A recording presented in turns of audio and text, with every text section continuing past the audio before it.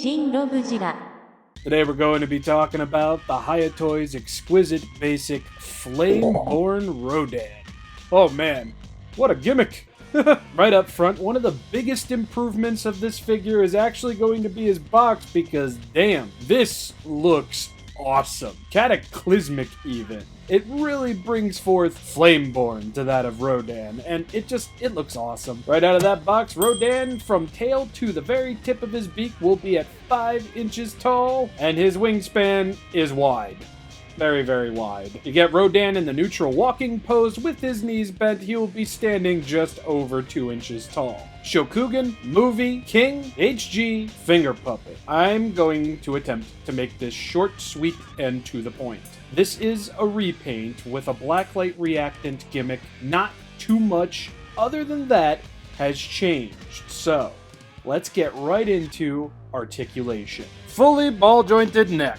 Mouth may open about that far and then close. Swivel at the head, swivel at the neck, and then a swivel at the base of the neck. Bam! Look at that! 3 ball joints. Nice. And with the help of those ball joints, we can look from side to side. We're going to get Drake's favorite kind of an ab crunch over here. A minor and a full rotation. Not that you'd ever need to fully rotate that. We're going to get a full rotation at the thigh, full rotation at the knee, as well as a bend, full rotation at the foot, as well as a bend, and full rotation at the tail, as well as a bend. We're going to have ball joints at the wings over here, so they will be able to fully rotate all the way around. With the helps of those ball joints, the arms and wings can go rather high up, like so, and then they can come right back down. And as per Hiya Rodan norm, his wings and arms are going to be fully bendy wire. Just take your time, be gentle. Wherever you see a hole on Rodan's arms and wings, that means it bends and can hold a pose. Just be, gentle with it, and they shouldn't break. In fact, believe it or not, my original Rodan's wings, still awesome, still bendy. They survived while the original stand did not. Yes, the new stand we get with Flameborn Rodan is a million times better than what we got prior. Screws, hinges, and swivels. Hinges, swivels, and screw-based claws. Very nice. It does a much better job holding up Rodan, but Rodan is still quite heavy, and I have had some issues getting this guy on the stand and staying there, dependent on the pose. Give it a little shake, Tez. A little jiggle. Wow. Huh. Alright, not bad. So since articulation has remained entirely the same, you can best bet your buns that, yeah, the posability is going to remain the same. That's not exactly a bad thing, and I know there are things about this figure, like the wings technically not being attached to his body, amongst others that people wish Hiya would fix, but the range of movement you can get out of Rodan's arms, coupled with the bendy wire, I'm okay if they never do that. I like getting this guy into some weird and untangibly possible poses, as it just feels right, but I'd be lying if I said I wouldn't mind seeing what Hiya could cook up with something like that. But that's rather here nor there. Rodan's going to receive a solid star in terms of articulation and posability, because honestly, what's not broke don't need fixing, at least as far as I go. Full disclosure, Hiya sent me this figure for free. Thank you so much, Hiya. Now, paint. Now, as I'm sure many of you could surmise, I do so hope, Rodan is definitely looking a little bit different in terms of the paint, and if you couldn't notice before, try now. Yeah, Rodan's got a bit more of a blander orange instead of the more Cheeto-Dustian orange that we got with the original. Although in comparison to the original's ends of the wings, they're definitely a little bit more on the neater side. The same could absolutely be said for the back sides of each figure. Not a bad thing, no, it's just I'm going to have the same amount of criticisms as I had for the original. I wish the lava coursing through Rodan's skin really had a little bit more of a visual presence beyond needing a blacklight, you know what I'm saying? While I do prefer the neater aesthetic that the newer figure has, that more domineering orange is a bit missed here. And while I do love that a majority of the detailing is going to be higher on display, yeah, yeah, it's not the craziest. While most of it will essentially have the same type of application to it, yeah, this Rodan, it could look a lot better beyond the whole blacklight thing. But now for a positive, I do like that Rodan's tongue is a bit more on the noticeable side via, you know, the obvious. And his eyes are definitely done up a hell of a lot better this go around, as they are pointing in essentially the same direction, and one eye wasn't applied lower than the other. Like this guy. Yeah. Just to take a closer look at Rodan's head, I ripped it off. Don't worry, he'll be just fine. No detailing on the roof of the mouth, but there will be detailing on the tongue in here, and we will see some minor paint applications on that there tongue. My apologies if this is a bit harder to see, but I don't want to rip bro's jaw off because I don't know if that'll go back in. But yes, just exquisite painting and detailing going on with Rodan's head and the inside of his mouth, namely his tongue. His beak is a little warped.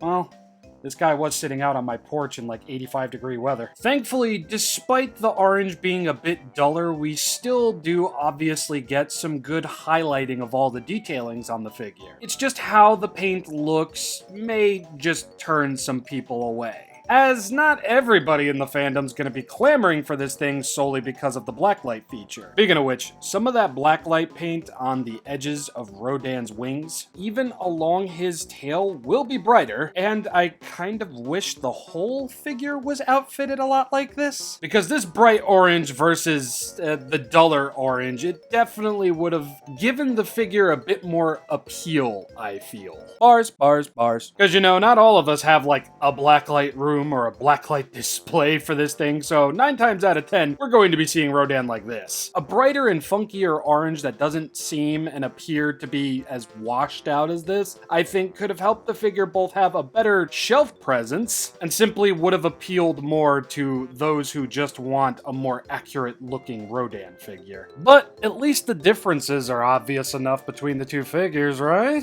Bit of a mixed bag here. While there are some paint applications that definitely do things better than the original, the overall look and feel of this before we factor into the blacklight is a bit on the bland side, personally. While I did have my complaints with the original Hiya Rodan, at least, I mean, like, the orange is out there and obvious to the eye. Here, it's certainly lesser. I mean, look at that. Like, yeah. So paint, as of right now, it's in this weird in-between funk. Detail, of course, is going to get a solid star because the detailing on this thing is magnificent. But again, before that blacklight gets factored in, this thing is...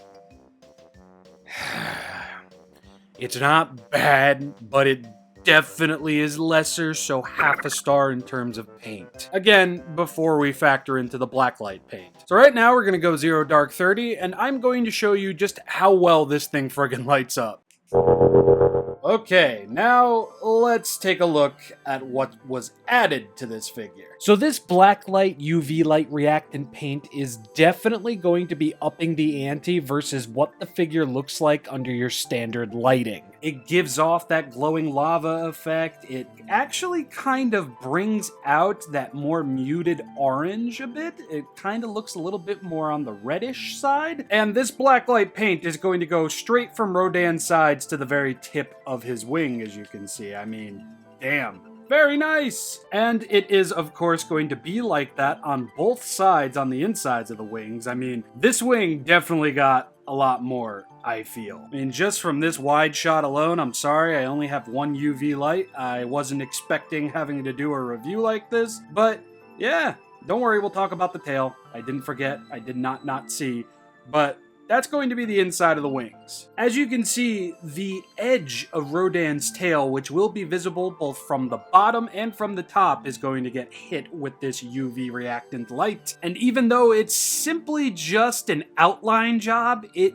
just really friggin' works. This is definitely one of those moments where I would have told Hiya, ayo, screw accuracy, do the whole figure up like this. Could have called him Midnight Flight and Bright Rodan right there. Now, before I flip Rodan to his opposite side so we can see how the paint looks over there, let's take a look at his head, because his head is actually going to have some reactant paint as well. So yes, on the top of Rodan's head, that paint is going to be bright and in center, but not only that, Rodan's eyes are going to be reactant as well, and even his tongue to some extent. Just look at that. That is horrifying. I'd love to see something like this appear in the next MonsterVerse movie or something. You know, since Rodan's not friggin' dead. Yeah, man, that looks just so friggin' cool. Oh, man. And I really do like that Rodan has it on both sides, not just one or just the top of his head. The eyes especially are going to pop out something crazy when you got a black light or UV light on them. Pretty sure it's the same thing, but this is